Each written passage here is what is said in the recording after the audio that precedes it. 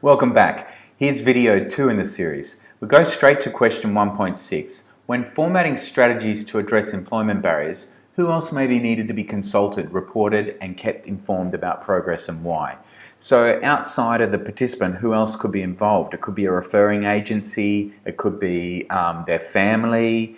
There's all sorts of people. That it might be a literacy and numeracy program that they're doing that's referred them to you. So they just need to be kept up to date as what's going on. There might be a government department. If you have a look at page 27 and 28 of the Learner Workbook, you'll find more information there. 1.7, explain why a mentor must monitor their own personal attitudes and values. Well, I guess for starters, being able to set up a barrier so that you know where your boundaries are. It's good self-care. You can also look at page 15 of the Learner Workbook. It's about not being judgmental. If a participant picks up that you're being judgmental, this will cause resistance and they may not work with you that well. 1.8, describe how a mentor can create a positive learning or mentoring environment. Okay, so if we have a look on page 14 of the Learner Workbook there, making sure that you've set the scene that it's comfortable, it's a comfortable environment. Preferably not in their home. Obviously with employment services, it's probably in your office. So as long as that office is set up to make people feel comfortable and that it's private and so on. Don't rush and don't be distracted. So maybe have the phone either on silent or directed through to another office at the time. Okay, 1.9. Describe some of the common reasons why a mentor and a participant may not be able to establish good communication.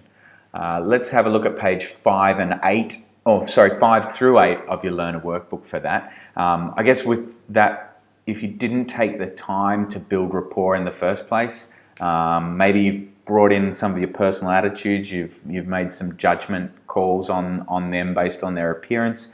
You haven't had time to structure the meeting properly, so it seems distracted. You feel, the participant feels like you're not paying attention to them. And so they don't trust you. If you're not being empathetic enough or understanding their situation from their point of view, let's have a look at 1.10 now. If you go to page 10 of your Learner Workbook, there's some basic stuff there. You can work that through from looking at the workbook. I guess it's pretty basic. Sit the same way. Make sure your body language is good, your hand movements, personal space and breathing. You're not, what's going on, and so on, relaxed.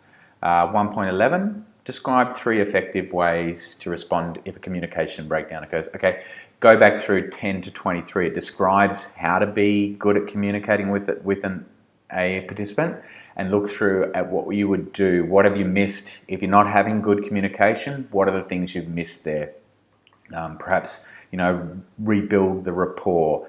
Revisit the boundaries, explaining what you're expecting and what they should be expecting from the relationship. Let's have a look at 1.12 now. Maybe just look up in the phone book or use Google to find out, or let us know which one that you're using currently, whether it be for Indigenous interpreter service or for any other foreign language interpreter services. Just give us the name, number and address of that particular service. There you go, folks. That's assessment task 1 complete. Well done. See you in the next video.